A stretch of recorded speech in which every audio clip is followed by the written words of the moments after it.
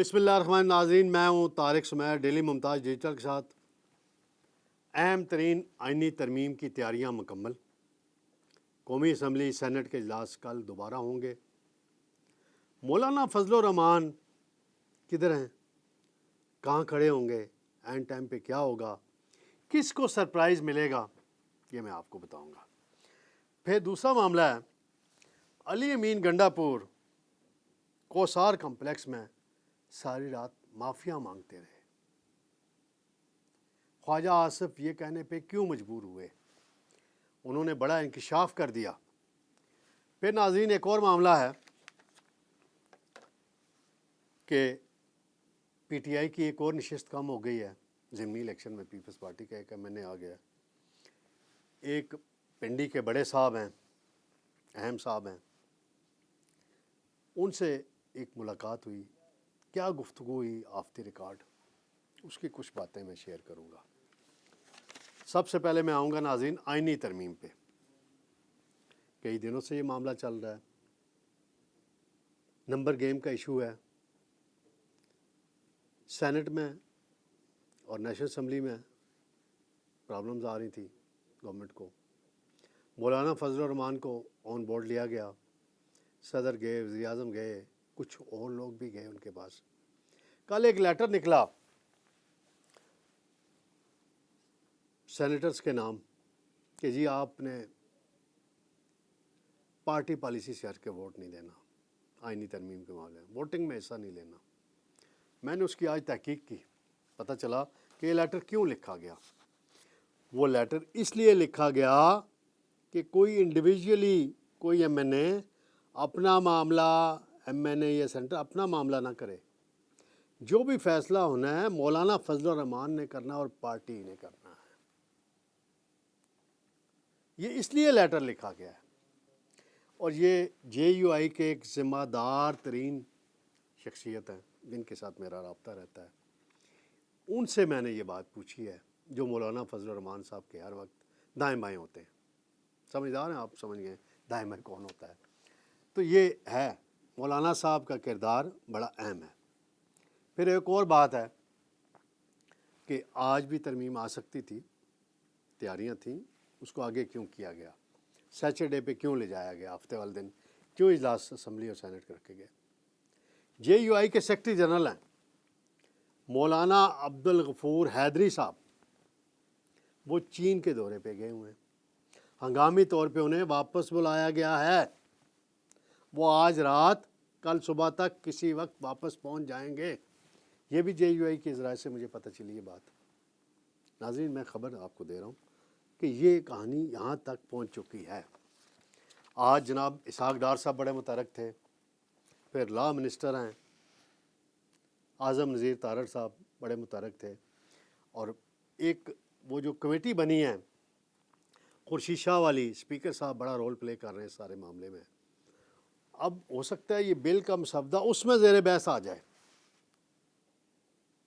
اور PTI کہہ رہی ہے ہم اپوز کریں گے۔ ہمارے وہ کہہ رہے ہیں، نجی طور پہ PTI کے دوست کہہ رہے ہیں کہ جی ہمارے 6 بندے ادھر ادھر ہو گئے ہیں، 6 MNAs ادھر ادھر ہو گئے ہیں، ہمارے ساتھ رابطے میں نہیں ہیں۔ پھر پتہ کریں نا گنڈا پور سے، وہ حوالے کر کے آیا ہے ان بندوں کو یا کیا ہوا ہے؟ یہ چیک کریں جی، الزام ادھر لگانے کی بجائے۔ بیرسٹر گور صاحب، عمر ایوب صاحب جائیں اپنے چیف منسٹر سے پوچھیں۔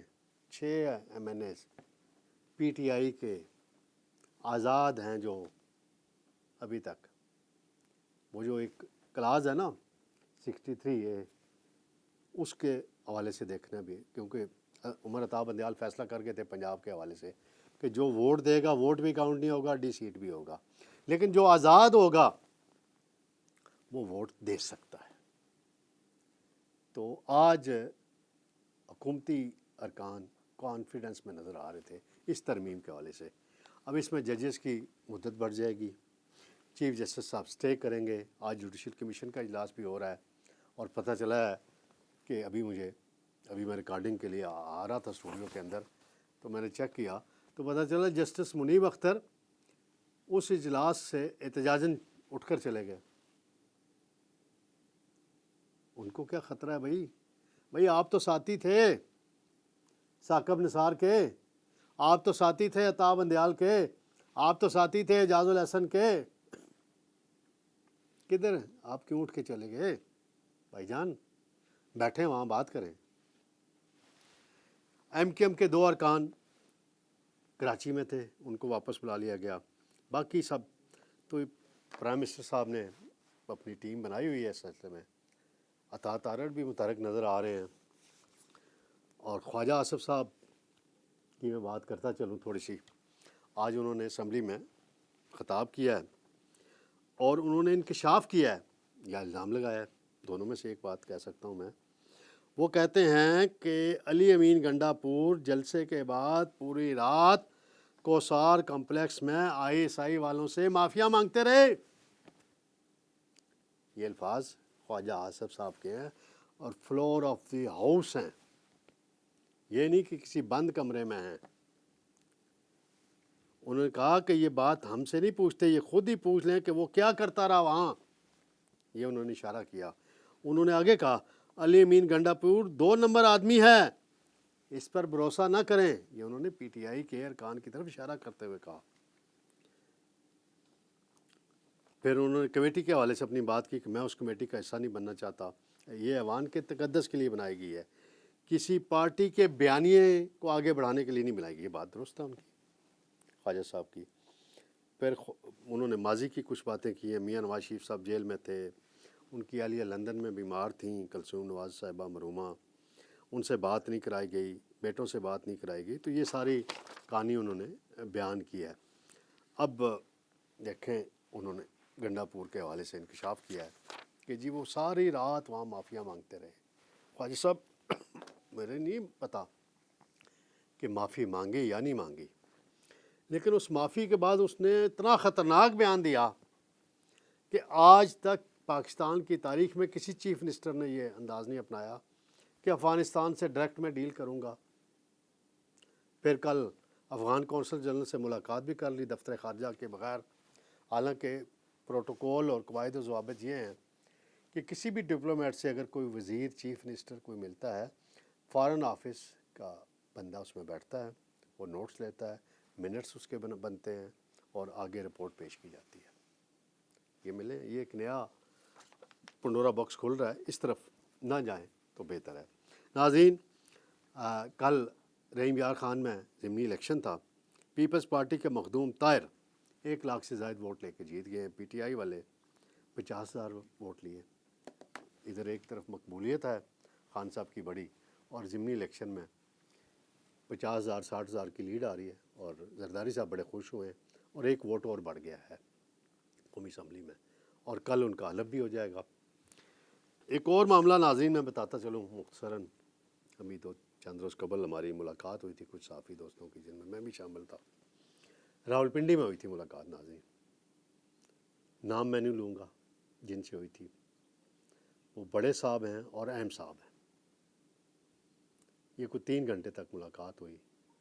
آف دی ریکارڈ ملکی حالات پہ, معیشت پہ, بلوچستان پہ اور باقی معاملات پہ, علی امین گنڈا پور کے بیان پہ, عمران خان صاحب اور باقی سیاسی بھی ہوئی, فوج کے معاملات, یعنی معاملات یہ ملکی سیکورٹی کے معاملات, دہشت گردی کے حوالے سے جو کچھ وہ کے خاتمے کے لیے ہو رہا ہے اس پہ بات ہوئی ہے.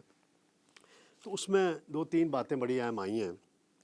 وہ یہ ہے کہ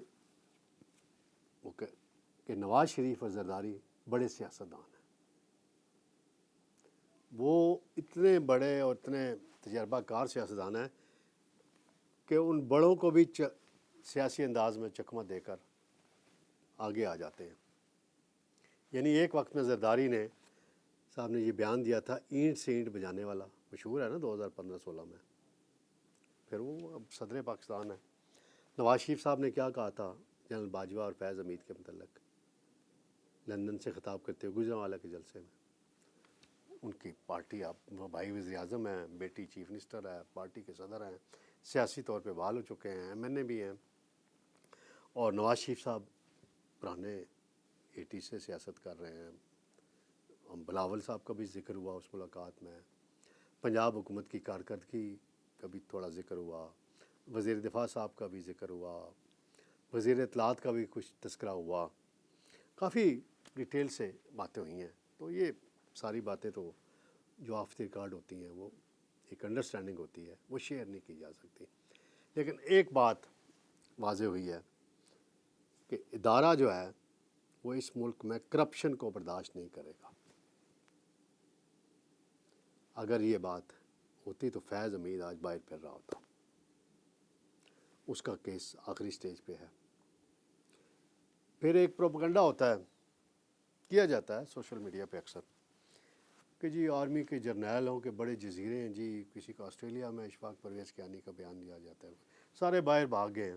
تو میں نے ریکارڈ چیک منگوایا دوستوں کے ذریعے, پتہ چلا کہ ریسنٹ ہسٹری میں جتنے بھی آرمی چیف ریٹائر ہوئے ہیں جو زندہ ہیں, سوائے جنرل رحیل شریف کے کوئی پاکستان سے باہر نہیں ہے رہتا مستقل. رحیل شریف صاحب سعودی عرب میں اسلامی اتحاد فورس کے وہ کمانڈر ہیں, اور وہ وہاں بیٹھے ہیں, آتے جاتے رہتے ہیں. ابھی 14 اگست کو بھی آئے ہوئے تھے, آرمی چیف سے ملاقات بھی کی تھی, عاصم منیر سے. پھر chairman joint chief of staff جو رہے ان میں سے بھی کوئی بھی باہر نہیں ہے. تو یہ بات پروپیگنڈے کے لیے کی جاتی ہے. پھر جو ہوتا ہے کہ جی وہ یہ ہر بات کا الزام اسٹیبلشمنٹ پہ لگ جاتا ہے. کیا اسٹیبلشمنٹ یہ کہتی ہے, منع کرتی ہے اس بات سے کہ معیشت کو ٹھیک کریں؟ منع کرتی ہے؟ نہیں کرتی, بلکہ معاونت کرتی ہے حکومتوں کی. کیا منع کرتی ہے اسٹیبلشمنٹ کے موٹر وے نہ بنائیں, سی پیک کو آگے نہ بڑھائیں, سڑکیں نہ بنائیں, اسکول نہ بنائیں, اسپتال نہ بنائیں؟ قطعاً نہیں منع کرتی. وہاں انہوں نے ڈیٹیل سے بڑے صاحب نے فگرز دی ہیں, وہ بھی میں اگلے پروگرام میں ناظرین آپ کو پیش کروں گا. تو انشاءاللہ کل آئینی ترمیم جب پیش ہو جائے گی, پاس ہونے کے امکانات ہیں, تو پھر میں آپ کی خدمت میں کل دوبارہ حاضر ہوں گا انشاءاللہ العزیز. شکریہ ناظرین.